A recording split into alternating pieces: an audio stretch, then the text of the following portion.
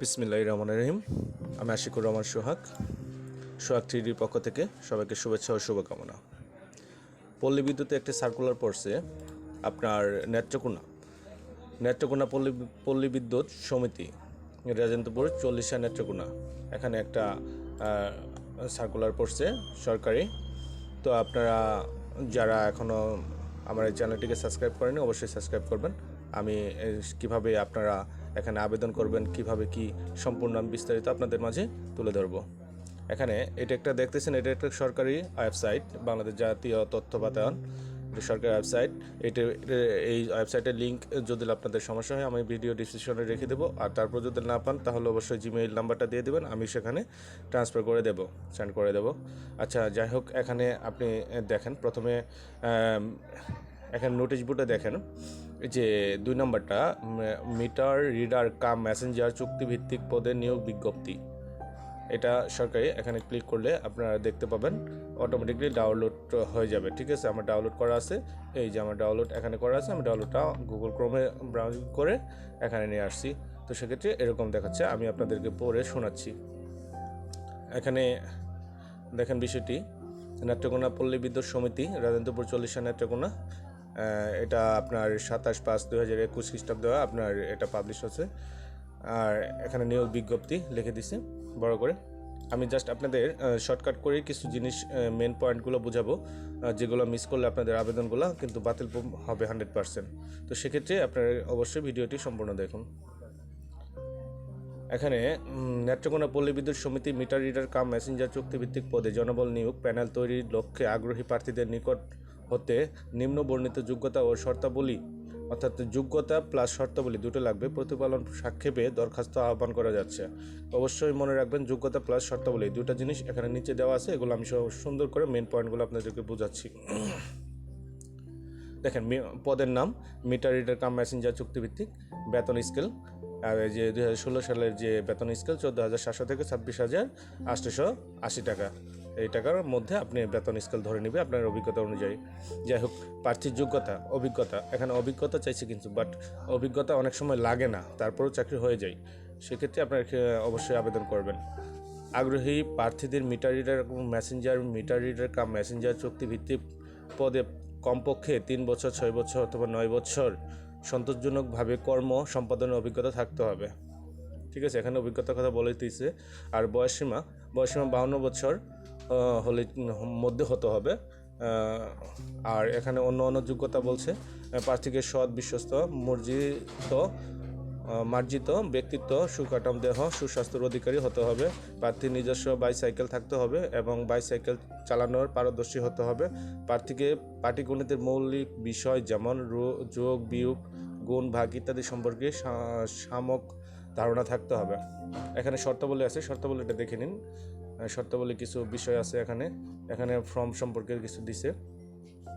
এখানে দেখেন, আগ্রহী প্রার্থীকে নেত্রকোনা পল্লী বিদ্যুৎ সমিতির ওয়েবসাইটে, যেমন এই যে ওয়েবসাইটের লিঙ্কটা আমি আপনাদের দেবো, আর যে ওয়েবসাইটটা এখানে যে ওয়েবসাইটটা সরকারি যে ওয়েবসাইটটা, এখানে আপনার পেয়ে যাবেন এই ফর্মগুলা, যেটার মধ্যে আবেদন করবেন আর কি। এখানে আমি আপনাদের দেখাবো একটু পরে।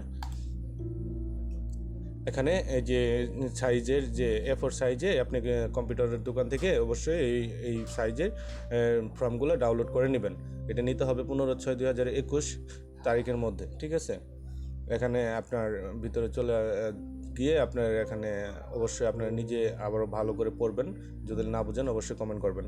এখানে আবেদনের পত্রে নিম্নোক্ত কাগজপত্র সংযুক্ত, অর্থাৎ আবেদন করবেন যে আবেদনের সঙ্গে যে কাগজপাতিগুলো দিতে হবে সেগুলো হচ্ছে, আপনার ছবি দিতে হবে, রঙিন ছবি সত্যায়িত করা 3 কপি, শিক্ষাগত যোগ্যতার সকল সনদপত্র, অর্থাৎ যতগুলো শিক্ষাগত যোগ্যতা অর্জন করেছেন তার সকল সত্যায়িত কপি দিতে হবে, একটা ফটোকপি, সবগুলোর ফটোকপি সত্যায়িত করাগুলো দিতে হবে। জাতীয় পরিচয়পত্র, জন্ম সনদ এবং সত্যায়িত ফটোকপি এগুলো দিতে হবে। তারপর আপনি যদি পৌরসভা বা ইউনিয়নের ভিতরে হন তাহলে অবশ্যই চেয়ারম্যান, তারপরে মেয়র, তাদের অবশ্যই আপনি নাগরিকত্ব সনদপত্র দিতে হবে এবং কি দিবেন।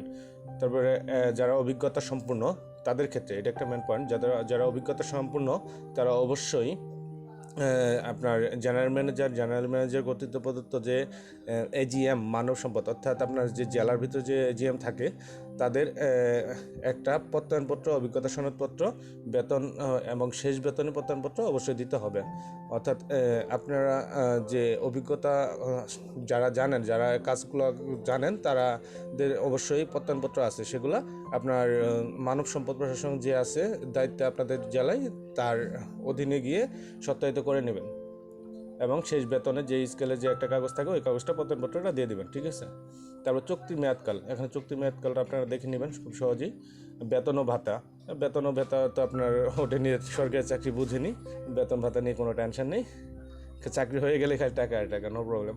তারপর অন্য শর্তাবলী এগুলো আপনারা দেখে নেবেন, ঠিক আছে। এখানে একটা বিষয় আছে, অনুকূলে 10,000 টাকা নিরাপত্তা জামানত নিতে হিসেবে নিবে, অর্থাৎ চাকরি হয়ে গেলে 10,000 টাকা আপনার কাছ থেকে জামানত নিবে। এটা আপনার চাকরি শেষে এটা লাভ সহ আপনাকে আবার ফেরত দিবে, এই যেখানে লিখে দিয়েছি ফেরত দিবে, মুনাফা সহ ফেরত দেওয়া হবে, ঠিক আছে। অভিজ্ঞতা এখানে কিছু আছে, এখানে আপনারা অনেক বড় হয়ে যাবে ভিডিওটা, সেই জন্য আমি শর্টকাট করে দিচ্ছি। আপনারা অবশ্যই এগুলা নিজ দায়িত্বে একটু দেখে নেবেন। এখানে আর কিছু বিষয় আছে, আমি আপনাদের সংক্ষেপে বোঝাচ্ছি।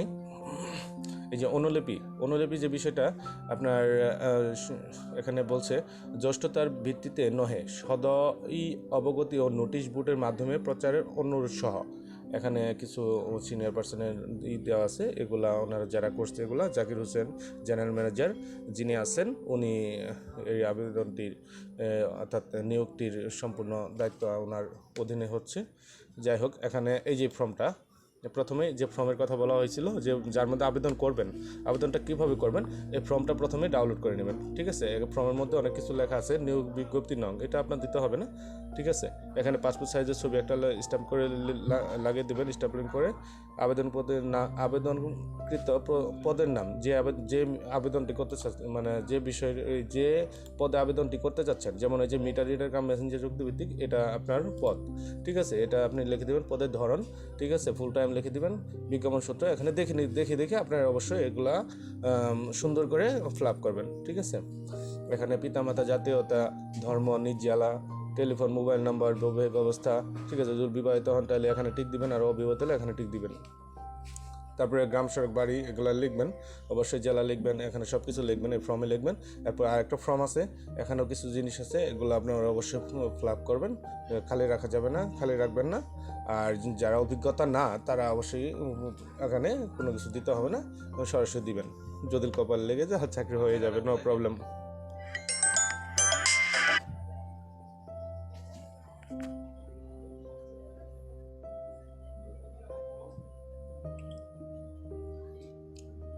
এরপর প্রার্থী সম্পর্কে জ্ঞাত দুজন দায়িত্বশীল ব্যক্তির পরিচয়, আত্মীয়, অর্থাৎ এখানে দুজন ব্যক্তি আপনাকে চিনে, জানে এবং কি আপনার সম্বন্ধে যারা ভালো জানে তাদের নামগুলো এখানে এবং ইমেল নাম্বারের ঠিকানাগুলো দিয়ে দেবেন, ঠিক আছে। এখানে বলছে নাম, পদবি, পেশার ঠিকানা, টেলিফোন নম্বর সব কিছু এখানে এই যে কোনো দুজনকে দিয়ে দেবেন, কিন্তু আত্মীয় স্বজনের ব্যতীত, এই যে আত্মীয় ব্যতীত আপনার আত্মীয় হওয়া যাবে না।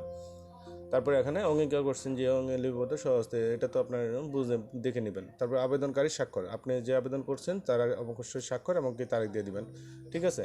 এখানে দেওয়ার পরে আপনার এখানে এটা কী করবেন, এটা কোথায় পেস্ট করবেন, এখানে আপনার লিখে দেওয়া হচ্ছে যে এটা কার মাধ্যমে দিবেন, অর্থাৎ আপনি সরাসরি সহজতে আপনি যে নেত্রকোনা যে অফিসটা আছে সেখানেও দিতে পারেন, অথবা দেখা গেছে যে আপনি নেত্রকোনা জল থাকেন সেখান থেকে সরাসরি দিবেন। আর যদি না পারেন তাহলে আপনার ব্যাংকের মাধ্যমে, অথবা দেখা গেছে যে আপনার কুরিয়ারের মাধ্যমে, প্রি অর্ডারের মাধ্যমে, বিভিন্নভাবে আপনি দিতে পারেন। সেটা অবশ্যই আপনারা নিজ দায়িত্বে পৌঁছাবেন।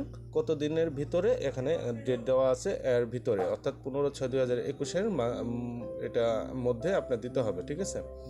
এখানে দেওয়া আছে সব কিছু, আপনারা নিজ দায়িত্বে একটু দেখে নেবেন কষ্ট করে, তাহলে একটু ভালো হবে। আর তারপর যদি কোনো প্রবলেম হয়, কোনো কিছু না বুঝেন, তাহলে অবশ্যই আমাকে কমেন্টে জানাবেন, আমি চেষ্টা করব আপনাকে এটা, যেই প্রবলেমটা আপনারা ফেস করবেন সেটার সমাধান দেওয়ার জন্য। তো ওকে, ধন্যবাদ, সবাই ভালো থাকবেন। আর আমার চ্যানেলটির সাথে থাকবেন, যারা এখনও আমার চ্যানেলটিকে সাবস্ক্রাইব করবেন এবং নোটিফিকেশন অন করে দেবেন, যেন প্রথম আপনি সবার আগে আমি যে সরকারি বা বেসরকারি যে সার্কুলার পড়ে সেগুলো যদি আমি দেই তাহলে আপনার কাছে চলে যাবে। তো ওকে, ধন্যবাদ সবাইকে, ভালো থাকেন, আসসালামু আলাইকুম।